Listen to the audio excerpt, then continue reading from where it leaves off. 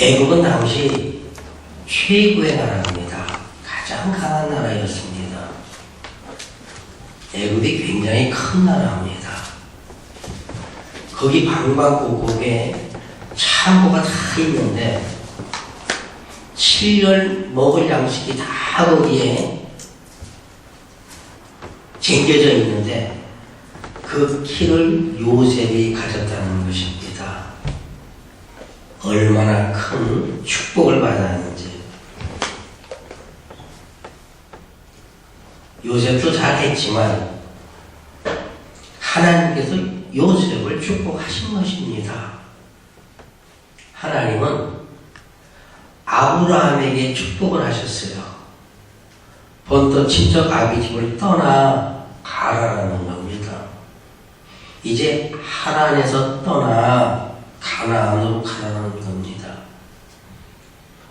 그렇게 하면 하나님이 이렇게 해주신다 그랬는데 창세기 12장 3절에 보니까 너를 축복하는 자에게는 내가 복을 내리고 너를 저주하는 자에게는 내가 저주하리니 땅의 모든 족속이 너를 인하여 복을 얻을 것이니라 하신지라.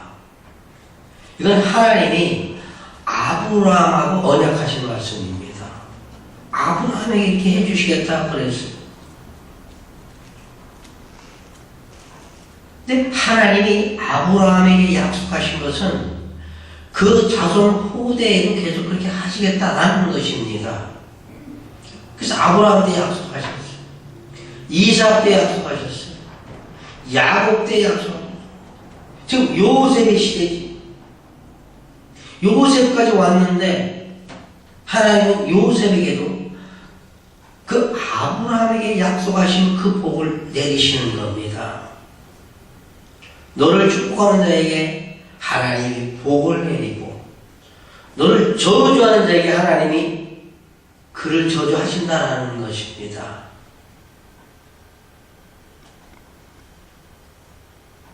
여기서 우리 하나 생각해 볼 것은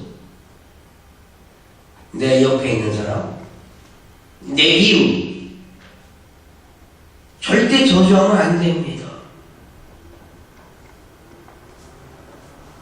그 사람이 하나님의 택한 백성이라면 그를 저주하는 사람은 저주 받는 겁니다. 그러니까 모든 사람들을 축복해야 됩니다. 아브라함을 축복하는 자는 하나님이 복을 주신다고 했는데 하나님의 복을 받으려면 다 축복해야 된다는 겁니다. 이게 이웃사랑하고 이어지는 말씀입니다. 이웃을 사랑해라. 그러면 하나님께서 복을 주신다는 거예요. 오늘 본문에서 요셉을 축복하는 자는 하나님이 그도 복을 주신다고 했어요. 생각해보면 보디발의 집에 있을 때 열심히 일하니까 보디발이가 요셉을 총무까지 올려놨어요. 가정 총무 세웠잖아요. 하나님 거기 복을 내리셨어요. 감옥에서도 복을 내리시고 바로의 꿈을 해석해 줬습니다. 바로 왕이 요셉을 좋게 여긴 거예요. 야, 너만한 사람이, 너처럼 지혜를 가진 사람이, 너처럼 하나님의 지혜와 명철을 가진 사람은 세상에 없다. 그래서 그를 총리로 시킨 겁니다. 그러니까 애굽 왕과 애굽 땅에 복을 내리시는 거예요. 요셉을 축복하는 자에게 하나님은 그들에게도 복을 주신다는 그 말씀이 오늘 기록되어 있는 겁니다.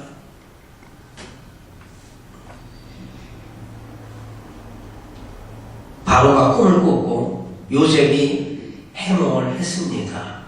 꿈대로 오늘 본문에서 이루어지는 거예요. 46절로 49절 보면 이제 풍년이 드는데 엄청난 풍년이 듭니다. 한번 읽어주시기 바랍니다. 46절부터 9절까지. 요셉이 애굽 왕 바로 앞에 설 때에 30세라 그가 바로 앞을 떠나 애굽 온 땅을 순찰하니 일곱 해 풍년에 토지 소출이 심히 많은지라 요셉이 애굽 땅에 있는 그 7년 공물을 거두고 각 성에 저축하되 각 성 주위의 밭의 공물을 그 성 중에 저장하되 저장한 곡식이 바다 모래같이 심이 많아 세기를 그쳤으니 그 수가 한이 없음이었더라.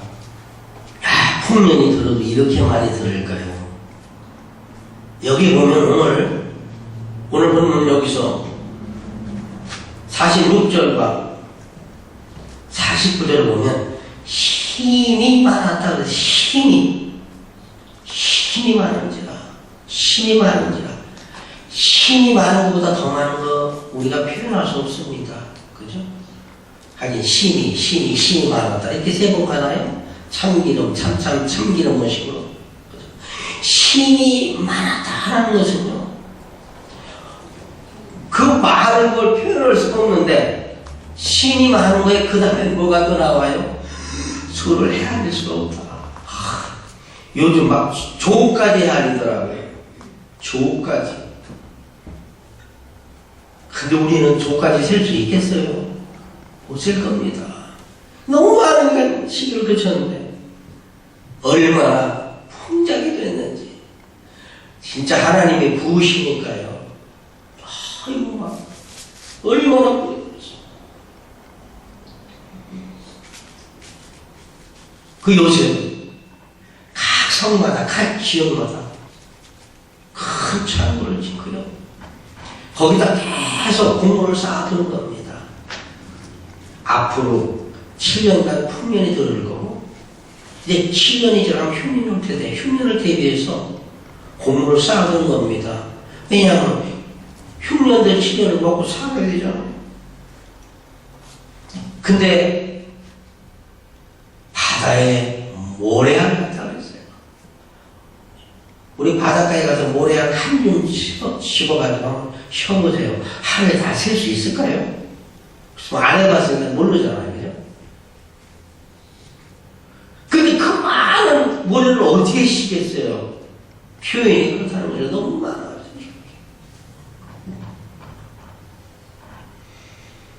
하나님이 풍성히 하시니까 막 정신이 없는 겁니다.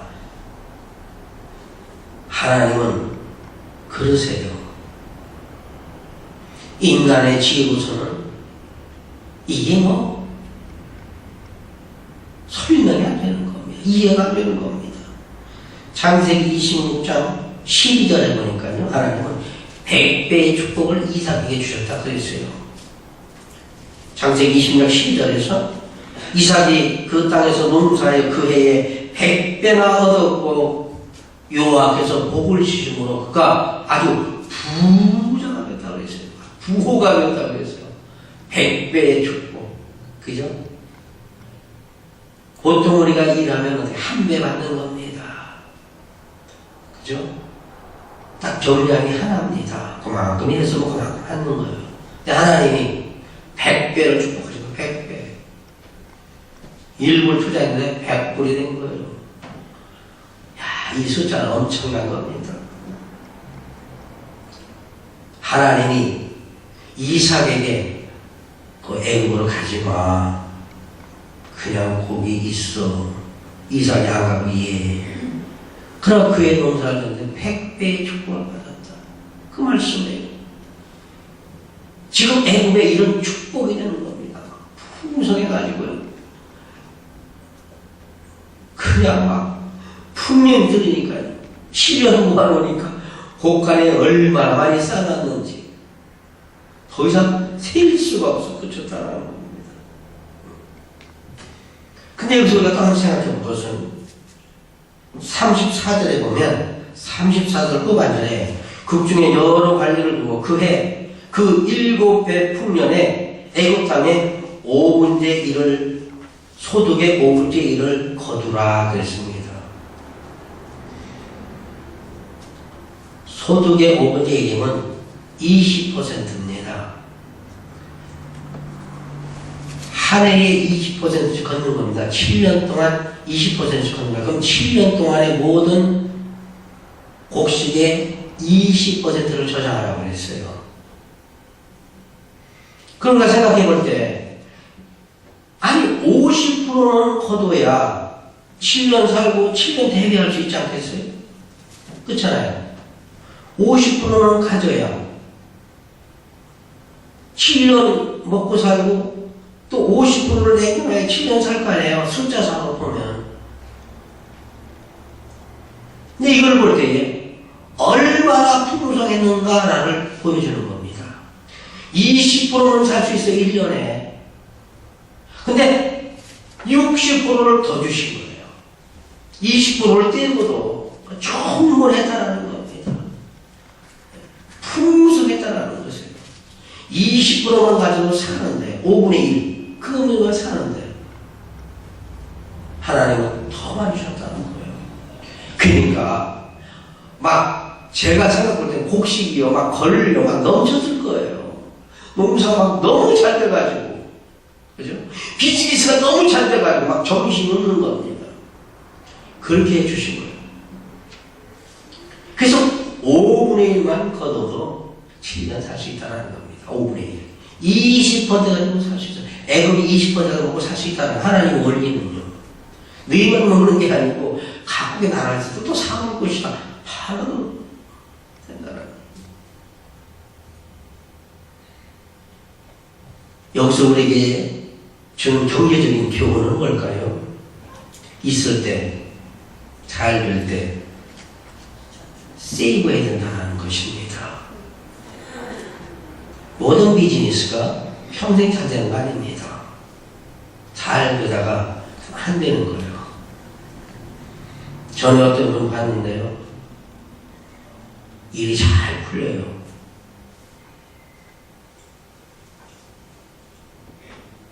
BMW 차가 리스를 3개나 했어요. 왜 이렇게 좋은 차가 많습니까? 텍스 보고도 하려면 많이 써야 되니까. 일이 너무 잘 풀린다는 것입니다. 하나 450불, 1,400불, 그거 더 잘 벌린다는 거예요. 이렇게 살면 안 된다는 것입니다. 내 소득에 얼마를 남겨야 돼요. 저축해 나가야 됩니다. 이게 경제적인 원리입니다. 그래야 뭘 할 수 있잖아요. 없을 때는 모을 수가 없어요. 있을 때 모아야 됩니다. 소득이 있을 때. 근데 모을 때도 그 모으는 생각이요. 나만 잘 먹고 잘 살자 그게 아닙니다. 그러면 안 돼요. 지금 하나님께서 바울을 통해서 요셉에게 하시고자 하는 일은 살리는 일입니다. 살리는 일. 7년 후면에 네 굶어 죽는다. 살리라. 하나님은 살리는 일을 하시는 거예요.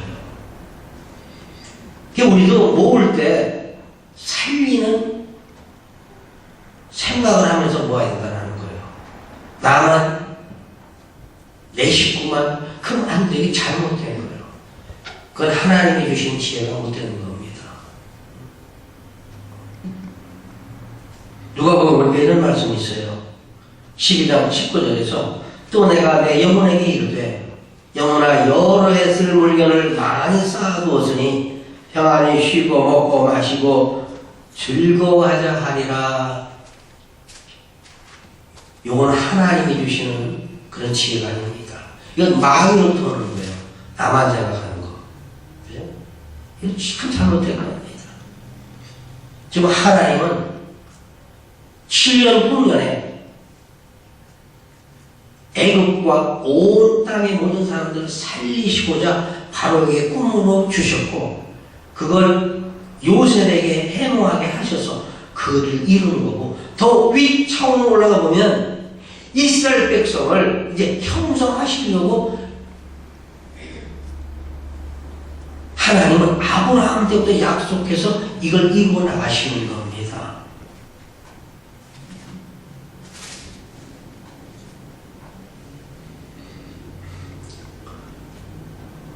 이제 7년 동안 막 풍년이 드는데 50절, 52절에 보니까 요셉에게도 좋은 일이 찾아옵니다. 50절부터 52절 한번 읽어주세요. 흉년이 들기 전에 요셉에게 두 아들을 낳되 곧 온 제사장 보디베라의 딸 아스낫이 그에게 낳은지라. 요셉이 그 장자의 이름을 므낫셋이라 하였으니 하나님이 나로 나의 모든 고난과 나의 아비의 온 집을 잊어버리게 하셨다 하며, 차자의 이름을 에브라임이라 하였으니 하나님이 나로 나의 수고한 땅에서 창성하게 하셨다 함이었더라. 예, 요셉의 삶을 살펴보면 정말 복이 너무 굴째 들어온 겁니다. 그 신분 우리 다 알잖아요. 13년 동안 뭐 했습니까? 종살이, 억울한 감옥살이. 이게 종의 신분, 이 죄인의 신분이었어요. 그걸 하나님이 쫙 높이셔가지고 애굽의 최고의 신세가 된 겁니다. 모든 창고의 열쇠를 가지고 그렇게 높였어요. 거기에다가 이 온 제사장의 딸과 결혼을 했으니 얼마나 좋았겠어요. 제사장의 딸, 구별된 사람의 그 딸과 결혼을 했으니 얼마나 좋았겠어요. 거기에다 두 아들을 얻었습니다.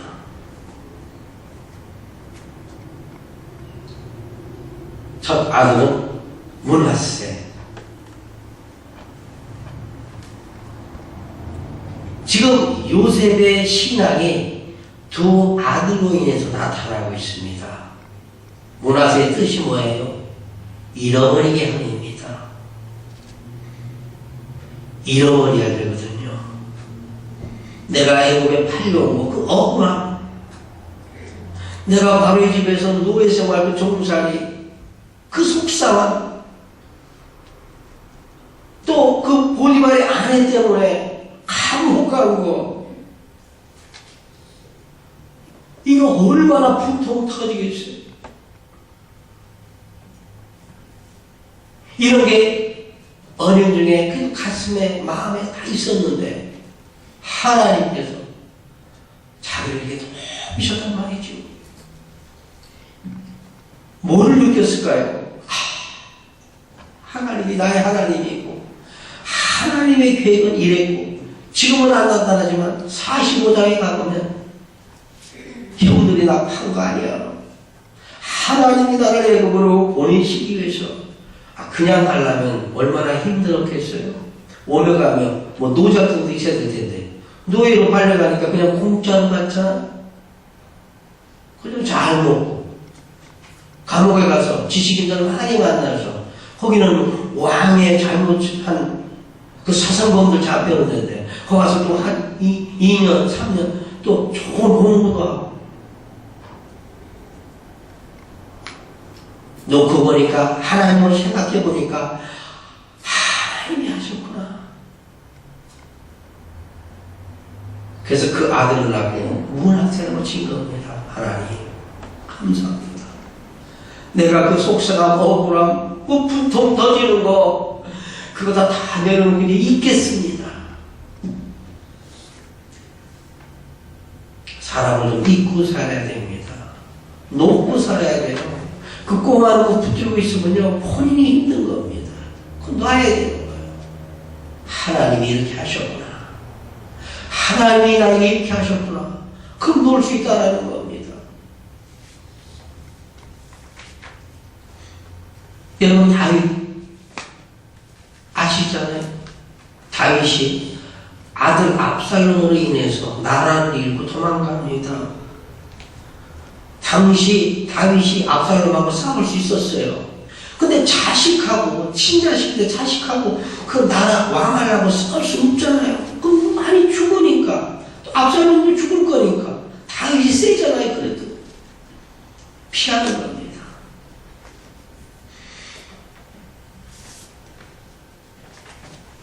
그래서 이렇게 도망을 갑니다. 근데 시므이라는 자가 나타나죠. 예의 필요한 자예요. 피를 많이 흘린 자예요. 막 욕을 해댑니다. 다윗의 신하가 그럽니다. 저거 개만도 못한 거 내가 당장 가가지고 한 칼에 쳐서 죽이나이다 명하세. 그러니까 다윗이 그때 그럽니다. 그냥 둬라. 제가 하는 말 저거 지가 하는 게 아니라 하나님이 시켜서 나에게 들려주시는 말씀이다. 그랬어요. 이게 하나님 앞에서요 내려놓고 사는 겁니다. 잊어버리는 거예요. 이래야 되는 겁니다. 갖고 있으면 안 돼요. 문하세라는 이름을 짓고 모든 걸 잊었기에 요셉이요 형들 다 용서하잖아요. 형들이요 몇 번씩이나 우리를 살려달라고. 총리가 얼마나 높습니까? 그죠? 애국배 자기는 먹고 살 수 없어서 이게 애국으로 오는데 얼마나 높아요. 진짜 11명이 가서 전화, 12명이 가서 전화하는 거. 11번이 전화, 해화당이 전화하는 겁니다. 다 나오니까 꿈대로 다 그렇게 되는 겁니다. 근데 문하세라는 이름을 지면서 다 내리는 겁니다. 잊어버린 거예요. 형들이 그렇게 한 거 진짜 아니야.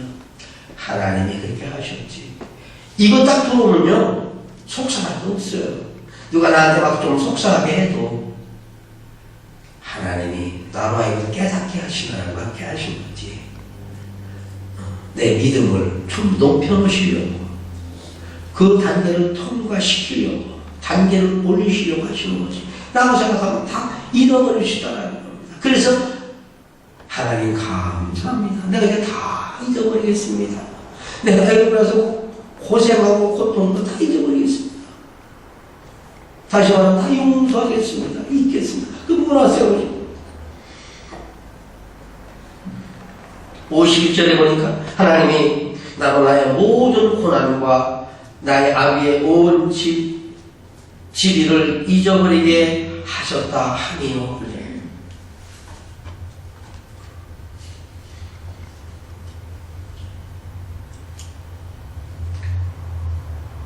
요셉이 원수를 갖고자 하면 참 많았을 겁니다.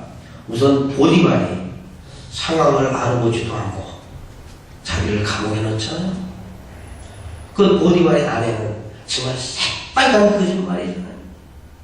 진짜 안 잊어버리면 요셉한테 걸릴 사람 많아요. 근데 그걸 다 내려놨다는 거예요.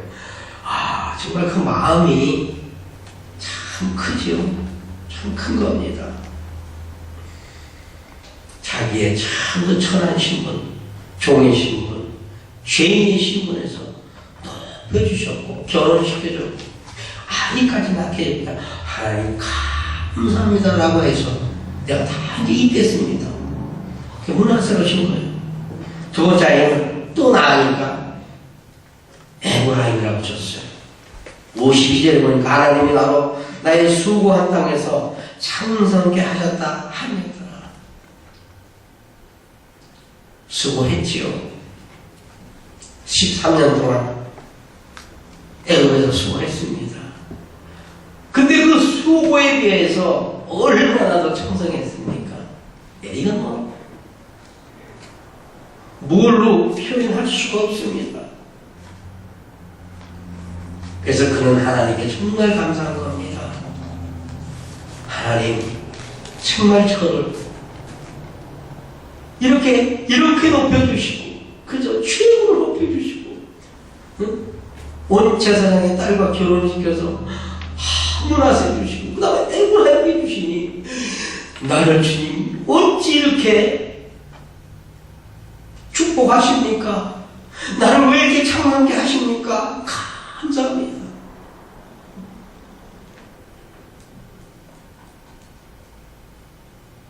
잘 안 될 때는 하나님 붙들고 하나님 그러고요 그냥 매달립니다.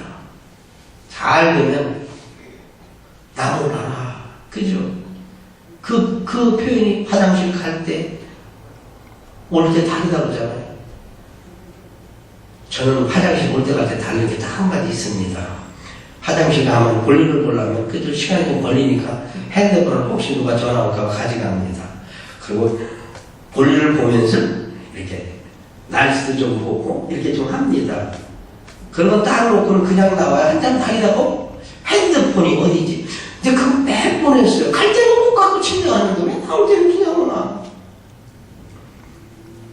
제가 그냥 비교를 해본 겁니다. 잘 될 때일수록 하나님께 감사해야 됩니다. 하나님, 참 미국까지 와가지고 참 이렇게 해주시니 감사합니다. 얼마나 감사해요. 데살로니가서 5장 18절에 보니까 감사를 하되 범사에 감사하라고 했어요. 나에게 좋은 일, 이때는 일, 기쁜 일, 요때만 감사하는 게 아니라 범사에 나에게 잘못되는 일, 고난, 어려움 이런 게 와도 감사하라고 그랬어요. 왜? 하나님이 주시는 거니까. 그죠? 하나님이 주시는 거니까. 근데 특별히 잘 될 때 하나님께 감사해야 돼요. 지금 요셉은 정말 하나님께 감사했습니다. 네, 정말 감사했어요.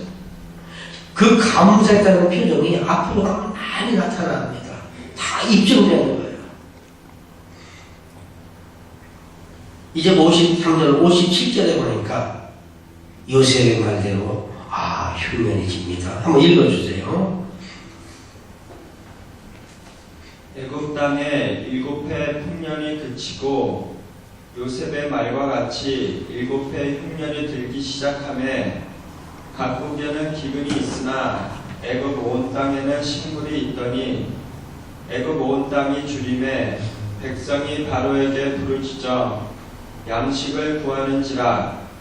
바로가 애굽 모든 백성에게 이르되 요셉에게 가서 그가 너희에게 이르는 대로 하라 하니라. 온 지면에 기근이 있음에 요셉이 모든 창고를 열고 애굽 백성에게 팔세.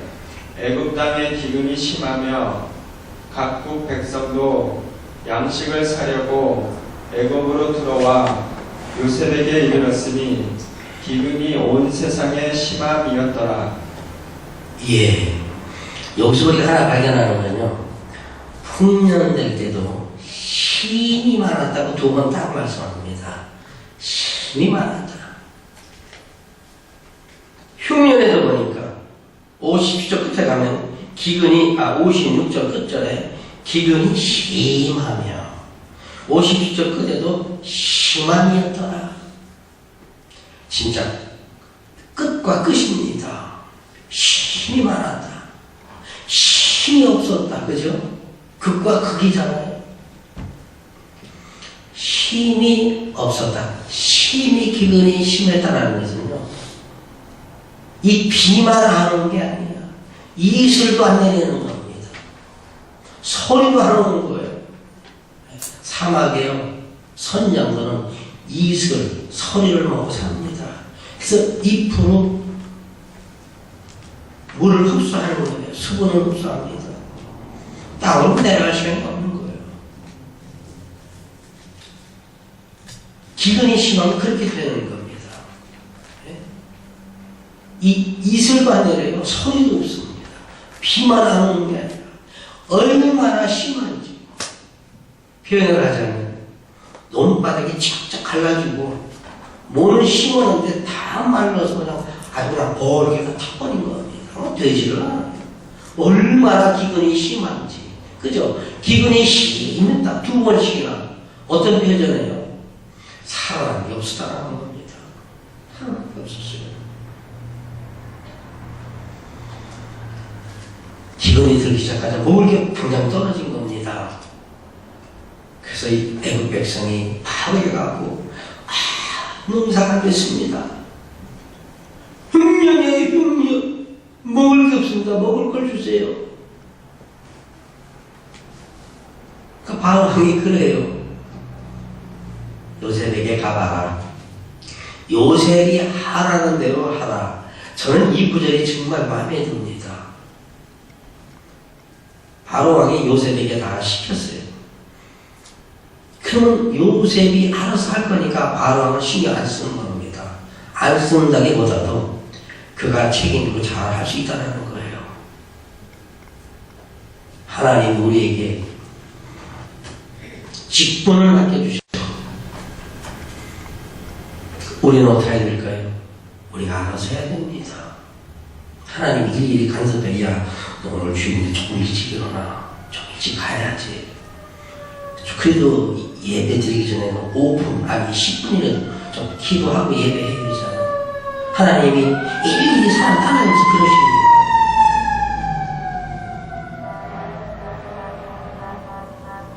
바로는 요셉에게 다 맡겼습니다.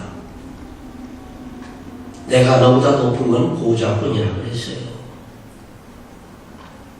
다시 말씀드리면 나는 그냥 왕이니까 그냥 보좌에 앉아있는 거 그게 높은 거다. 실권은 너가 다 가져라. 그래서 인장 반지까지 빼줬잖아요. 이렇게 인장 반지. 조선을 써서 찍어서 보내면 이게 다시 받은 법이 되는데 이거를 준 거예요. 다 알아서 하라. 그러니까 백성들이 먹을 게 없습니다. 그러니까 에이, 요셉에게 갚아라. 그가 하라는 대로 하라라는 겁니다. 그 요셉에게 막 옵니다. 그 요셉 명령했겠죠. 정말 명령을 해가지고 창문을 열어라. 얼마나 대단합니까? 그 큰 애굽에 7년 먹을 곡식이면 그 창고가 얼마나 많았겠어요. 거기 키를 가진 사람이에요. 재무장관, 그죠? 얼마나 높아요. 하나님이 높여주시니까 이렇게 높여지는 겁니다. 그래서 이제 값을 받고 파는 겁니다. 파는 거예요. 계속 값을 받고 팔았어요. 여기서 요셉의 충성이 나타납니다. 요셉은 나라를 위해서 일하고 있습니다. 자신을 위해서 누구 개인을 위해서 않고요. 그 애굽이라는 나라, 애굽의 총무잖아요. 교회의 직분을 받았으면 교회를 위해서, 그게 곧 하나님의 일이잖아요. 하나님의 일을 하는 겁니다. 내가 이 직분을 받았구나. 그 직분에 충실해요. 요셉이 지금 그거 하고 있어요. 지금의 곡식을 사서 창고에 띄었습니다. 성경에는 구체적으로 나와 있지 않지만 20%만 가지면 먹는데 100%가 온 겁니다. 5분의 1만 가지면 나는 샀는데 100%가 온 거 100%. 그러니까 곡식만 널치고 바로 걸렸을 거라고요. 근데 요셉이 그걸 또 사서 모은다 그러니까 얼마나 헐값에 샀겠나. 그렇죠? 이걸 사서 계속 모으고 그리고 지금도 계속 파는 겁니다. 요셉이 이렇게 팔아요. 47장에 가보면 47장 14절에서 요셉이 곡식을 팔아 애굽 땅과 가나안 땅에 있는 돈을 몰수히 거두고 그 돈을 바로의 궁으로 가져오니 그랬어요. 막 1년, 2년, 3년, 4년 팔다 보니까요. 이거 애굽 땅에 있는 돈이 다 온 거예요. 가나안 땅에 있는 것도 다 온 거예요. 아무튼 온 땅에 있는 돈이라는 돈 다 온 거예요. 몰수이라는 거는 다 온 거예요. 몰수.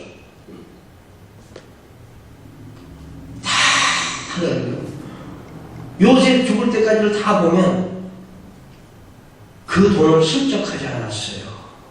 그 돈은 애굽의 돈이니까, 바로 왕에 있는 궁궐의 돈이니까 그 돈을 슬쩍하지 않았다는 겁니다. 요셉이 얼마든지 할 수 있어요. 얼마든지 할 수 있어요. 돈 좀 자기 앞으로 많이 띄워놓을 수 있지만 성경 끝까지 요셉 죽을 때까지 다 봐도 그게 없어요. 하나님 너무 진실했는지 그 하나님 쓰시는 겁니다. 계속해서 돈을 받아가지고 애국 땅의 돈, 가나안 땅의 돈, 온 땅의 돈을 다 몰수히 거뒀는데 얼마나 많았겠어요. 이게 뭐 이게 또 천만 숫자예요. 그걸 바로의 궁에 다 뒤로는 거예요. 그래도 가뭄이 안 끝났어요. 16절에 보니까 요셉이 가로되 너희의 짐승을 내라. 내가 너희와 너희의 짐승과 바꿔주리라. 이제 요셉이 와서 그럽니다. 우리 돈이 다 떨어졌습니다. 이제 돈이 없어요. 곡식을 사 먹을 돈이 없습니다. 우리 굶어 죽을 수 없으니까 어떻게 하면 좋겠습니까? 그러니까 요셉 그러고 그럼 너희 짐승 갖고 와. 농사를 지려면 짐승이 있어야 되잖아요. 소가 있어야 되잖아요. 다 갖고 오라는 거예요. 그래가지고 또 곡식을 다 내리면서 바꾸는 거예요. 그리고 나라에서 관리를 하는 거예요. 그 짐승. 기근이 얼마나 심했는지 그것도 다 떨어졌어요. 이제 돈 떨어졌지. 이제 집에 지르는 짐승도 한 마리 안 남은 거예요. 20절에 보니까 요셉이 애굽 전지를 다 샀다 그랬어요. 애굽의 전지를 다 사서 바로 왕에게 줘서 바로의 소유가 됐다. 20절에 그렇게 하고 있어요. 돈도 없고 내 짐승도 없고 그러면 농지를 갖고 와라. 땅 문서를 갖고 와라. 그걸 주겠다. 그래서 바로 다 했다라는 것입니다. 저는 이걸 생각해 보면서 애굽에 흉년이 들을 때 다 흉년이 들었다고 그랬어요. 그럼 애굽에 풍년이 왔을 때는 다 풍년이 왔을 것입니다. 근데 하나님의 지혜가 먹을 게 있었고 하나님의 지혜가 머물지 못하는 것은 먹을 게 없었다라는 것입니다. 하나님이 그렇게 하신 거예요. 하나님의 계획은 장차 이스라엘 백성을 만들어야 되는데 어디서 만들까? 애굽을 택하신 겁니다. 그래서 요셉을 그리로 보내서 요셉으로 하여금 총리를 만들어서 이제 그 요셉의 식구들, 부모들을, 형제를 오게 해서 이제 거기서 이스라엘이라는 백성, 그 나라를 형성하시려고 하나님의 길을 하고 가셨다라는 것입니다. 그리고 오늘 보면서 우리에게 주는 교훈은 풍부에 처할 때, 그죠? 궁핍에 처할 때 어떻게 대처하느냐라는 것입니다. 풍부할 때는 잘 모아야 됩니다. 궁핍할 때는 어떻게라도 그걸로 살아야 됩니다. 그걸로 살아가야 돼요. 빌보서 4장 12절에 보니까 바울이 고백한 말씀입니다. 내가 비천에 처할 줄도 알고 풍부에 처할 줄도 알아 모든 일에 배부르며 배고픔과 풍부와 궁핍에도 일체의 비결을 배웠노라. 바울은 많이 굶었습니다. 전도여행 떠나가지고 많이 굶었어요. 굶주리고 배고프고 잠 못 자고도 막. 그래서 그는 풍부에 처하는 것도 궁핍에 처하는 것도 다 배워야 된다는 거예요. 이게 하나님이 주시는 지혜입니다. 오늘 본문에서 보면 하나님이 주신 지혜는 모든 사람을 살리는 겁니다. 다른 사람을 죽이고 특정 사람만 살리는 게 아니라 모든 사람을 살리는 거예요.